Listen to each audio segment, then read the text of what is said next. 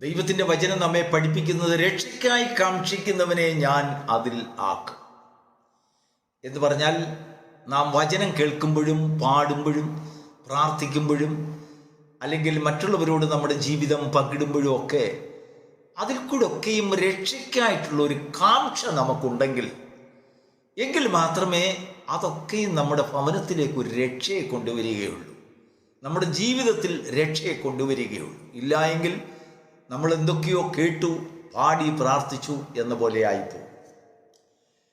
ഈ പ്രഭാതത്തിൽ നമ്മുടെ ധ്യാനത്തിനായി ദൈവത്തിൻ്റെ ആത്മാവ് നമുക്കൊരു വചനം നമ്മുടെ ചിന്തയ്ക്കായി തരുന്ന നമുക്ക് വായിക്കാം. യെരമ്യാ പ്രവചനം 5-ാം അധ്യായത്തിൻ്റെ 1-ാം വാക്യം. ന്യായം പ്രവർത്തിക്കുകയും വിശ്വസ്തത കാണിക്കുകയും ചെയ്യുന്നവനുണ്ടോ? ഒരുത്തനെ കാണുമോ എന്ന് യെരുശലേമിൻ്റെ വീഥികളിൽ ചുറ്റി നടന്ന് അന്വേഷിക്കുകയും അതിൻ്റെ വിശാല സ്ഥലങ്ങളിൽ തിരഞ്ഞ് അറിയുകയും ചെയ്യുവീൻ. കണ്ടു എങ്കിൽ ഞാൻ ആ ദേശത്തോട് ക്ഷമിക്കും. ദൈവത്തിന് സ്തോത്രം. യെരമ്യാ പ്രവാചകനോട് ദൈവം പറയുന്നതായ വളരെ പ്രധാനപ്പെട്ട ഒരു കാര്യമാണ്, ഒരു ഉദ്യോഗമാണ്. യെരമ്യാ പ്രവാചകൻ ഒരു ഉദ്യോഗം കൊടുത്തിരിക്കുക. ആ ഉദ്യോഗം കൊടുക്കുവാൻ ഒരു കാരണമുണ്ട്. പ്രവാചകൻ ദൈവത്തിൻ്റെ സന്നിധിയിൽ ചെന്ന് മുട്ടിപ്പായിട്ട് പ്രാർത്ഥിക്കുകയാണ്, ജനത്തോട് ക്ഷമിക്കണമേ, അവരുടെ അകൃത്യം ക്ഷമിക്കണമേ കർത്താവേ, അവരായിരിക്കുന്ന അധമ സ്ഥാനങ്ങളിൽ നിന്ന് അവരെ കരകയറ്റണമേ, ശത്രുക്കൾ അവരുടെ മേൽ വാഴുവാൻ ഇടയാകരുത് എന്നൊക്കെ പറഞ്ഞ് പ്രവാചകൻ ജനത്തിന് വേണ്ടി പക്ഷപാതം കഴിക്കുന്നു. അങ്ങനെ പക്ഷപാതം കഴിക്കുമ്പോൾ ദൈവം യെരമ്യാവിനോട് പറയുകയാണ്, ഒരു കാര്യം ചെയ്യുക, നീ പോയി ദേശത്തിലെ യെരുശലേമിൻ്റെ വീഥികളിൽ കൂടെ ഒക്കെ ചുറ്റി നടക്കുക. അതിനുശേഷം അതിലെ വിശാല സ്ഥലങ്ങളിൽ ചെന്നൊന്ന് നോക്കുക. അവിടെ ന്യായവും വിശ്വസ്തതയും കാണിക്കുന്ന പ്രവർത്തിക്കുന്ന ഒരു മനുഷ്യനെങ്കിലും ഉണ്ടെങ്കിൽ അവൻ നിമിത്തം ഞാൻ ദേശത്തോട് ക്ഷമിക്കും, എൻ്റെ ജനത്തോട് ക്ഷമിക്കും, എൻ്റെ രാജ്യത്തോട് ക്ഷമിക്കും. ദൈവത്തിന് സ്തോത്രം.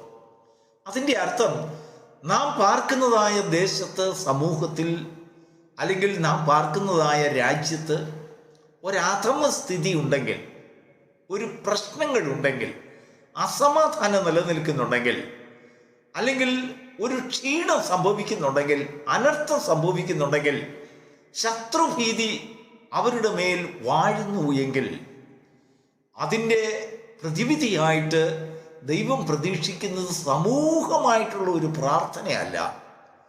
സമൂഹമായിട്ടുള്ളതായ പ്രാർത്ഥന വ്യക്തികളിൽ കൊണ്ടുള്ള പ്രാർത്ഥന ഏകോപിപ്പിക്കുമ്പോഴാണെന്ന് ദൈവം പറയുകയാണ്. എന്ന് പറഞ്ഞാൽ, മറ്റൊരർത്ഥത്തിൽ പറഞ്ഞാൽ, ചില വ്യക്തി ജീവിതങ്ങളാണ് സമൂഹത്തിലെ നന്മ സൂക്ഷിക്കുന്നത്. ആ സമൂഹത്തിൻ്റെ, അവൻ ഉൾപ്പെട്ട് നിൽക്കുന്നതായ സമൂഹത്തിൻ്റെ രക്ഷയ്ക്ക് കാരണമാക്കി തീർക്കുന്ന ഓരോരോ വ്യക്തി ജീവിതങ്ങളാണ്. നോക്കൂ, യെരമ്യാവിനോട് ദൈവം പറയുന്ന വാക്ക് നോക്കൂ. ഒരു വ്യക്തിയെങ്കിലും കണ്ടാൽ എവിടെ ചെന്നാണ് അന്വേഷിക്കേണ്ടതെന്നറിയാമോ? വീഥികളിൽ. വീഥികളിൽ, വഴികളിൽ, മറ്റുള്ളവരെല്ലാം നടക്കുന്നു പോകുന്നതായ മറ്റുള്ളവരുടെ മുൻപിൽ. വീഥി എന്ന് പറഞ്ഞാൽ എല്ലാവർക്കും കൂടെ സഞ്ചരിക്കുവാൻ നിയമിക്കപ്പെട്ടിരിക്കുന്നതായ വഴി മധ്യേ. വിശുദ്ധന്മാർ മാത്രം നടക്കുന്നിടത്ത് വിശുദ്ധിയായി കാത്തു സൂക്ഷിക്കുന്നവരല്ല. ലോകമനുഷ്യരും ജാതികളും സമൂഹങ്ങളെല്ലാവരും ചുറ്റി നടന്ന് സഞ്ചരിക്കുന്നതായ വീഥി, വഴി ഒരുവന് വേണ്ടി മാത്രം നിശ്ചയിച്ചിരിക്കുന്നതല്ല. പലരും ഉൾപ്പെട്ട് നിൽക്കുന്നതായ സമൂഹത്തിൽ നിന്റെ വിശ്വസ്തതയും നിന്റെ പ്രവൃത്തിയും ന്യായവും ഒക്കെ ദൈവത്തിന് പ്രസാദകരമാണോ എന്ന് പരിശോധിക്കുക. അതിനുശേഷം യെരമ്യാ പ്രവാചകനെ ഉത്തരവാദിത്തപ്പെടുത്തിയതായ ഒരു സ്ഥലം, അതിൻ്റെ വിശാലതയിലേക്ക് ചെല്ലുക. ദൈവത്തിന് സ്തോത്രം. എന്താണ് ഈ വിശാലത? മനുഷ്യൻ വിശാലതയെ ആഗ്രഹിക്കുന്നു. അവൻ ഞെരുക്കങ്ങളിലായിരുന്നപ്പോൾ ദൈവം അവനെ ഞെരുക്കത്തിൽ നിന്ന് വിടുവിച്ചു. നമ്മുടെ താഴ്ചയിൽ ദൈവം വിടുവിച്ചു, നമ്മുടെ ഞെരുക്കത്തിൽ നിന്ന് വിടുവിച്ചു, ഇല്ലായ്മകളിൽ നിന്ന് വിടുവിച്ചു, പരിധികളിൽ നിന്ന് നമ്മളെ സ്വതന്ത്രരാക്കി. പല പരിമിതികൾ നമുക്കുണ്ടായിരുന്നു, വിശാലതയില്ല. അല്ലെങ്കിൽ ജീവിതത്തിൽ പല പരിമിതികൾ, പല പരിധികൾ, അതിരുകളുണ്ട്. ആ അതിര് കടന്ന് മുന്നോട്ട് പോകാൻ തീരെ സാധിക്കുന്നില്ല. എന്തോ ജീവിതത്തിൽ പ്രശ്നങ്ങൾ, അടിക്കടി വന്ന് വീണ്ടും വീണ്ടും വീണ്ടും നമ്മെ പരിമിതികളിലേക്ക് ആഴ്ത്തിക്കളയും. എന്നാൽ നമ്മൾ ദൈവത്തോട് അപേക്ഷിച്ചപ്പോൾ, പ്രാർത്ഥിച്ചപ്പോൾ ദൈവം നമ്മുടെ ഞെരുക്കങ്ങളിൽ നിന്ന് പിടിച്ചു. അങ്ങനെയാണ് ദൈവത്തിൻ്റെ വചനത്തിൽ എഴുതിയിരിക്കുന്നത്. അവരുടെ കഷ്ടങ്ങളിൽ, ഞെരുക്കങ്ങളിൽ അവർ യഹോവയോട് നിലവിളിച്ചു. അവരുടെ ഞെരുക്കങ്ങളിൽ നിന്ന് ദൈവം അവരെ വിടുവിച്ച് അവരെ വിശാല സ്ഥലത്ത് കൊണ്ടുവന്നു. ഇപ്പോൾ മനുഷ്യൻ അല്ലെങ്കിൽ ദൈവത്തിൻ്റെ ജനം വിശാലതയിലാണ് പാർക്കുന്നത്. അവരുടെ ജീവിതത്തിന് വിശാലത, പരിധികളും പരിമിതികളുമില്ല. എല്ലാ രീതിയിലും അവനൊരു വിശാലത വന്നു. ആത്മീക ജീവിതത്തിലും അവന് വിശാലത വന്നു. ആരാധനയിൽ വിശാലത വന്നു. ചിന്താഗതിയിൽ വിശാലത വന്നു. ജീവിതചര്യകളിൽ അല്ലെങ്കിൽ ഓരോ ദിവസത്തെയും ലിവിങ് സ്റ്റൈലിൽ എല്ലാം വിശാലത. ദൈവത്തിൻ്റെ ദൂതനെ, യെരമ്യ പ്രവാചകനെ ദൈവം കൽപ്പിച്ചാക്കുകയാണ്, നീ വീതികളിൽ ചെല്ലുന്നതിനോടനുസരിച്ച് തന്നെ അവരുടെ വിശാലതകളിലേക്ക് ചെല്ലണം. ദൈവത്തിന് സ്തോത്രം. നമ്മുടെ വിശാലതയിൽ ദൈവം വന്ന് നോക്കുമ്പോൾ നാം ദൈവത്തോട് മറുപടിയായി കൊടുക്കുന്നതായ ആ വിശ്വസ്തതയും നീതിയും ന്യായവും എപ്രകാരമെന്ന് അറിയുവാൻ ദൈവം നമ്മുടെ പുറകെ ദൂതന്മാരെ വിട്ടുകൊണ്ടിരിക്കും. അല്ലെങ്കിൽ ഒരു ജീവി അല്ലെങ്കിൽ ഒരു വളർത്തു മൃഗത്തെ വിശാല മൈതാനത്തേക്ക് നമ്മൾ അഴിച്ചുവിടുന്നത് പോലെ വിടുകയല്ല. എന്നാൽ നാം ആ വിശാലതയിൽ എങ്ങനെ ജീവിക്കുന്നു? എങ്ങനെയാണ് ദൈവം തന്ന വിശാലതയെ നാം ഉപയോഗിക്കുന്നത്? ശത്രുക്കളുടെ മുൻപിൽ ഞെരുക്കങ്ങൾ അനുഭവിച്ച് നമ്മെ ആ വിശാലതയുടെ അനുഭവത്തിലേക്ക് കൊണ്ടുവരുമ്പോൾ ആ വിശാലതയിൽ കൂടെ ദൈവത്തിന് കൊടുക്കുന്ന റിട്ടേൺസ് എന്താണ്?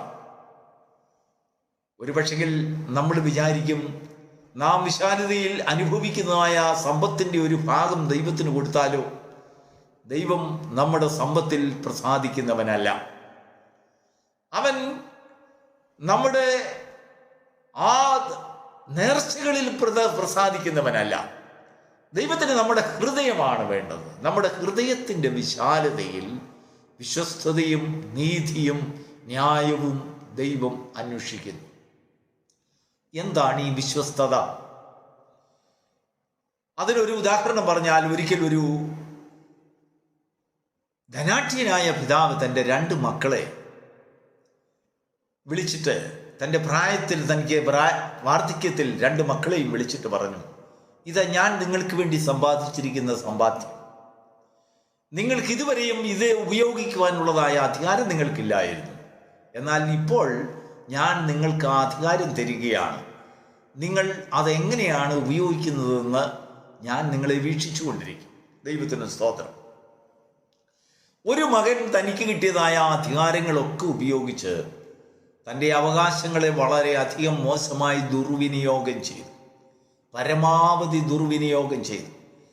അപ്പൻ സമ്പന്നനാണെന്നും യാതൊരു തരത്തിലും ഒരു കോട്ടവും അവർക്ക് വരികയില്ല എന്നുമുള്ളതായ ഒരു മിഥ്യാബോധം അവൻ്റെ ഉള്ളിൽ നിന്നതുകൊണ്ട് അവൻ്റെ അർഹിക്കുന്നതായ സമ്പത്ത് മുഴുവനും, അവൻ്റെ അധികാരം ദുർവിനിയോഗം ചെയ്തത് നഷ്ടമാക്കി കളഞ്ഞു. എന്നാൽ ഒരു മകനാകട്ടെ ഓരോ പ്രഭാതത്തിലും അപ്പൻ്റെ അടുത്ത് വരും. അപ്പം ഈ സമ്പാദനങ്ങൾ ഇന്ന പ്രൊജക്റ്റ് ഇന്നതിൻ്റെ രീതിയിൽ ഞാൻ ചെലവഴിക്കുന്നത് എന്ത് പറയുന്നു? അപ്പൻ എനിക്കൊരു അഡ്വൈസ് തരണം. ഞാൻ അത് തനിയെ ഒരു തീരുമാനം എടുക്കാൻ എനിക്ക് കഴിയുന്നില്ല. അങ്ങനെ ഓരോ ചെറിയ കാര്യങ്ങളിലും അപ്പനോട് താൻ ഒരു അഭിപ്രായം ചോദിക്കും. അധികാരം തൻ്റെ കയ്യിലുണ്ട്. ആ സമ്പത്തൊക്കെ ഉപയോഗിക്കാനും വിനിയോഗിക്കുവാനും അതിൻ്റെ ഔട്ട്കംസ് ഒക്കെ, ലാഭമോ നഷ്ടമോ ഒക്കെ താൻ ഉൾക്കൊള്ളുവാനുള്ളതായ അധികാരം പിതാവ് തനിക്ക് കൊടുത്തിട്ടുണ്ടെങ്കിലും എല്ലാ വിഷയങ്ങളിലും പിതാവിനോട് താൻ അഭിപ്രായം ചോദിക്കും. ദൈവത്തിന് സ്തോത്രം. ചില നാളുകൾക്ക് ശേഷം 2 മക്കളെയും വിളിച്ചിട്ട് അവരുടെ അധികാരങ്ങൾ ഉപയോഗിച്ചതായ വഴികളെക്കുറിച്ച് അപ്പൻ ആരാഞ്ഞു. ഒരു മകൻ അവൻ്റെ ഓഹരി മുഴുവനും അവൻ ദുർവിനിയോഗം ചെയ്ത് ഒന്നുമില്ലാത്തവനായി. എന്നാൽ മറ്റേ മകനാകട്ടെ അപ്പനോട് സകലതും ചോദിച്ച് ചെയ്തതിനാൽ അവന് നഷ്ടമായിട്ട് സകലതും അവന് ലാഭമായിട്ട് വന്നു. ദൈവത്തിന് സ്തോത്രം. പ്രിയപ്പെട്ട ദൈവമക്കളെ, ദൈവം നമ്മെ അധികാരങ്ങൾ തന്ന് വിശാലതയിലേക്ക് കൊണ്ടുവരുമ്പോൾ നമ്മുടെ ജീവിതത്തെ നമ്മൾ തന്നെ കൈകാര്യം ചെയ്യുവാൻ, നമ്മുടെ കുഞ്ഞുങ്ങളുടെ വിഷയത്തിൽ, നമ്മുടെ വിഷയത്തിൽ, നമ്മുടെ ഞെരുക്കങ്ങളിൽ നിന്നെല്ലാം വിട്ട് നമ്മെ ഒരു പ്രത്യേകമായ തലത്തിലേക്ക് ദൈവം നമ്മെ കൊണ്ടുവരുമ്പോൾ നാം ദൈവത്തോട് അനുവാദം ചോദിച്ചിട്ടായിരിക്കണം നമ്മുടെ ഓരോ ചുവടുകളും വയ്ക്കേണ്ടത്. അവിടെയാണ് ദൈവം വിശ്വസ്തത മനുഷ്യനിൽ കാണുന്നത്. ആ മക്കളിൽ വിശ്വസ്തത ദൈവം കാണും. അവൻ അധികാരം കൊടുത്തതിൽ, അവനെ വിശാലതയിലേക്ക് കൊണ്ടുവന്നതിൽ ദൈവത്തിൻ്റെ ഹൃദയം പ്രസാദിക്കുന്നു, ദൈവത്തിൻ്റെ ഉള്ളം സന്തോഷിക്കുന്നു. നോക്കൂ, ദൈവം നമ്മെ ഞാൻ നേരത്തെ പറഞ്ഞതുപോലെ ദൈവം നമ്മെ വിശാലതയിലേക്ക് കൊണ്ടുവന്നതിന് ശേഷം നമ്മെ നോക്കാത്തവരല്ല, നാം ആ വിശാലത എങ്ങനെ ചെലവഴിക്കുന്നു എന്ന്, അല്ലെങ്കിൽ എങ്ങനെ ഉപയോഗിക്കുന്നുവെന്ന് ദൈവത്തിൻ്റെ ആത്മാവ് നമ്മെ ദിനം തോറും വീക്ഷിച്ചു കൊണ്ടിരിക്കും. യിരെമ്യാ പ്രവചനം 5-ാം അധ്യായം മുഴുവൻ നമ്മൾ വായിച്ചു നോക്കുമ്പോൾ ദൈവം ബുദ്ധിഹീനരുടെ അടുത്ത് വന്നു.